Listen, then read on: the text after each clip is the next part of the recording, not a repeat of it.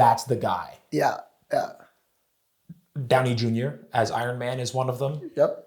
And I think Johnny Bernthal as the Punisher for me is one of them. If they don't bring that guy back as the Punisher, I'm going to be so goddamn upset. Yeah. It's ridiculous.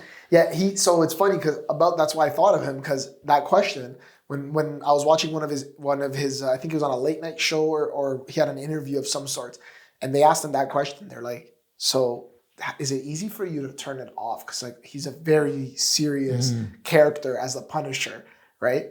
And he's like, yeah, he's like, I actually have a thing where I don't turn it off. Like even when I'm with my kids and my family when I'm recording. So he's like, so if my kid will do something, I'll yell like in the Punisher voice, sit down or whatever. And, like they know not to mess around. But his way of staying in character, because that's a very, like you said, that's actually a very intense like emotion, like he has to be feeling and 100%. that whole time, right? And we know the Punisher story. So it's very interesting. Has your respect for actors increased as you've gone through your journey as an actor now?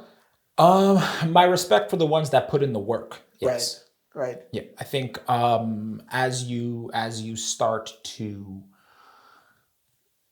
get more opportunities and get more success and more time on set, you run into a couple actors. You run into actors that aren't as prepared as they should be. You run into actors that unfortunately don't treat people the best. Right. And what I find is actors usually treat other actors very well, but then sometimes don't carry that over to the crew and stuff. And I just find it, for me, it's very irritating. It's very ridiculous. Period. Yeah. Just don't be a dick. So for me, when I'm on set, like I've gained a lot more respect for the actors that do treat everybody the same. Right. Unless you're a dick to everyone, in which case that's not good either. But at least then you're genuinely a dick. Yeah, you're genuine about it. Authenticity. but yeah, so yeah, for me, the actors that put in that work, and it's very easy to spot the actors who do and who don't. Tremendous amount of respect for them. Okay, so I never asked you this, but like, do you have an actor that, not that you necessarily aspire to, but when you watch their stuff, you're like, this is a good actor? And let me just give you an example. So like, I'm a huge fan of Leonardo DiCaprio. I think Leonardo DiCaprio is underrated. I forget what award it was that he never, I think it was an Oscar that he never got. He finally got it for like the Revenant, right? Yeah. And it was like the one movie that there was very little dialogue in, right? And it was like, okay, that's also... Dude, he just had to wrestle a bear. Like the guy had to just crawl. Wrestle a bear, you get your Oscar. And so I'm a huge like Leo fan. Like I will watch movies because he's in it. Right? That's somebody that I like. I'm just trying to think if there's really anyone else that stands out movie-wise. Yeah, like if I go back to Marvel, I agree with you. Like Robert Downey Jr. I don't know who's going to replace him if they ever do like more Iron Man stuff, but that's a character that just is going to remain with us for life. If you see Robert Downey Jr., like, hey, Iron Man. Right. Hugh Jackman's another one with Wolverine. Hugh Jackman's another one, right? So is there someone that like for you that's someone that I really admire? For sure. I mean, there's a big list, but the one name that jumps out, probably my favorite actor, is Jake Gyllenhaal. Okay. I love Jake Gyllenhaal. I think his work is incredible. There are very few actors that can jump into different roles and you have a hard time seeing the actor. Like, DiCaprio obviously is incredible, but I always also see DiCaprio. That's what I mean? Why, yeah. Like I always see like he has his DiCaprio-ness. Right. Meryl Streep is another actress that does the same thing, where it's you watch Meryl Streep or you watch Jake Gyllenhaal and like you just believe the character. Okay. Yeah. And then you're like, oh, also it's Jake Gyllenhaal, but like he just becomes that character. I see what you're saying. And it's such a departure from the Jake Gyllenhaal that you see in like interviews and like his actual personality. So yeah, Jake Gyllenhaal is the one for me. Yeah. I loved Prince of Persia. Oh man, I love Prince of Persia. Actually, I enjoyed it, but I see what you're saying because now that you said that, I'm thinking Prince of Persia. You know, you have modern day Iran, right? I'm Middle East, so I get that kind of cultural influence, and then I see his character there, and then I think of Southpaw. Southpaw. And I'm like, such different. Dude, you look at Southpaw, and then you look at Nightcrawler. Yeah. And then you look at Prisoners, I think was the movie he did with Hugh Jackman. Right. They're all so different. But they're so, I get what you're saying. They become that character very well. Where, yeah, like now that I think of it, even for Leonardo DiCaprio, like I like watching him acting versus his character.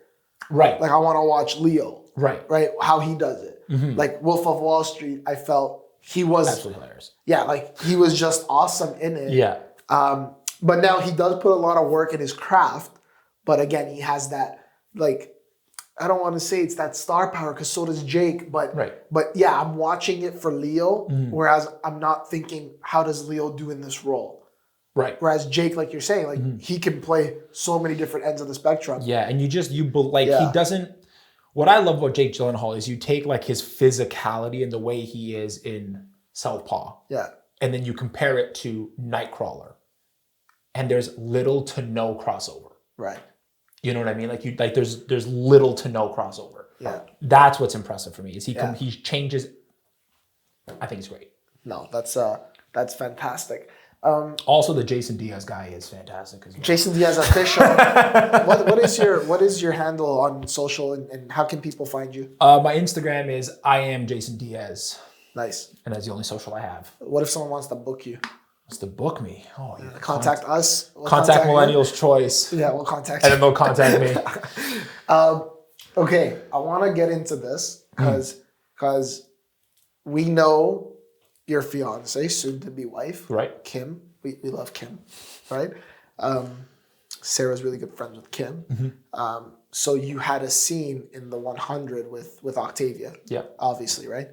Now I don't want to get into like that scene. It was obviously a passionate scene. Like it was supposed to be a passionate scene for the show. Right. But what would you tell like up and coming actors who, or even people in general? Like we're watching it. It's like, you know, Jason has to kiss another woman, and Kim's here, right? Like Kim is his wife, his support system. Yeah. Right. There's obviously things that can cause problems. Right? Yeah, for sure. So like, and we've heard it in Hollywood. I mean, I don't know, like Brad Pitt when they did Mr. and Mrs. Smith, right? Yeah. There's the issue with Jennifer Aniston. He left. He went with Angelina Jolie. Like some people claim it was during their time on set. Right. Right. Yeah. So like, what would you tell like an up and coming actor who is similar in that relationship? Again, you're doing this. It's part of your role. There's no feelings. It's part of the role. How do you tell them? Like, what do you tell them what advice do you give them to like deal with this sort of thing?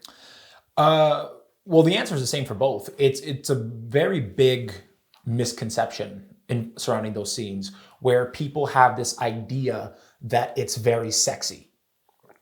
Right. It's really not. Because when you watch it, you watch it like, oh man, that must have been like so hot or whatever.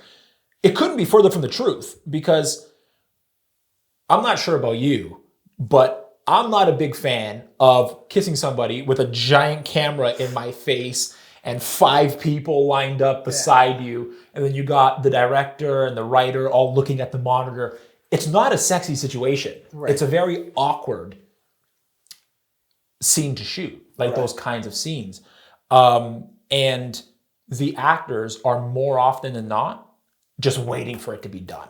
Okay. Right? They're like, let's get this in as little takes as possible because this is awkward. You literally, so for example, in that scene, if I'm standing here, the camera is right beside you. You want to act it out right now? Let's get it. Ready? The camera is right beside you, and then there's literally like 4 or 5 people right behind the camera. So it was a very small room. So they're literally right on top of you pretty much.